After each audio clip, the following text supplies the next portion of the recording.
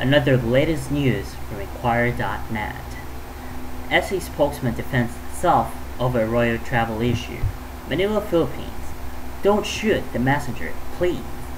Thus did Jose Ramirez Marquez, the Supreme Court administrator and spokesman, defend himself on Sunday from allegations that he intentionally fed the media with the erroneous information about the result of the tribunal's special en banc session last Friday on the ticklish issue of former President and now Pampanga Representative Gloria Macapagal Arroyo's foreign travel.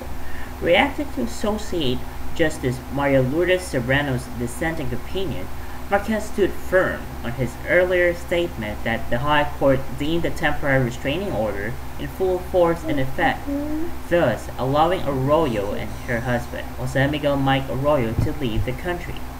This despite the High Court's conclusion that Arroyo's lawyer, Ferdinand Tupacio, failed to comply with its condition on the appointment of her legal representative. I'm standing by what I announced during the press conference, Marquez told the Philippine Daily Inquirer over the phone. That's what the justices who voted with the majority told me. That's the position of the majority, he added.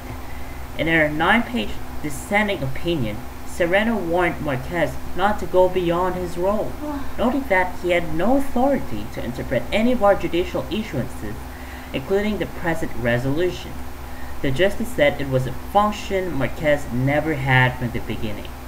She claimed the majority ruled that the TRO was suspended, pending compliance with its November 15 resolution. But Marquez said no less than the Chief Justice Renato Corona, who voted to let Arroyo seek treatment abroad for her degenerative bone disease, explained to him what transpired during the closed-door deliberations. I also spoke with other justices in the majority, and I got the same information, he said. In an email statement, Marquez said while Serrano was entitled to her own view, her dissenting opinion is just that, a dissent. The Supreme Court is a collegial body of 15 justices, and it's not very often that it decides cases unanimously. And like in any democratic process, the majority view prevails, he said. Justice Serrano has so eloquently made her point. We should all respect that. However, hers did not get the majority vote. We should not lose sight of the fact that its dissenting opinion is just that, a dissent, he added. As the High Tribunal spokesman in the last 5 years, he said he had always observed prudence in announcing the court's rulings. Marquez said he was aware that, as Serrano noted, that he had no authority to make his own interpretation of the decisions issued by the magistrates. The reminder is much appreciated, but please understand that as a spokesman, I too have a very important obligation to the media and the public that they clearly understand the decision of the court, Marquez said. The decision may not always be popular, but that is the decision of the court taking into consideration of the rule of law. So please, don't shoot the messenger. The public should understand that dissenting view is not the controlling view, Marquez said. While it may be repeatedly publicized and broadcast by those who agree with it, it remains a minority view. The majority view always prevails and must be complied with, he stressed. Marquez reiterated that while the justices resolved that Arroyo's compliance was not substantial, they also agreed that there was no need to suspend the effectivity of the TRO. This is the majority view, and as spokesman of the High Court, this is what I announced, Marquez said.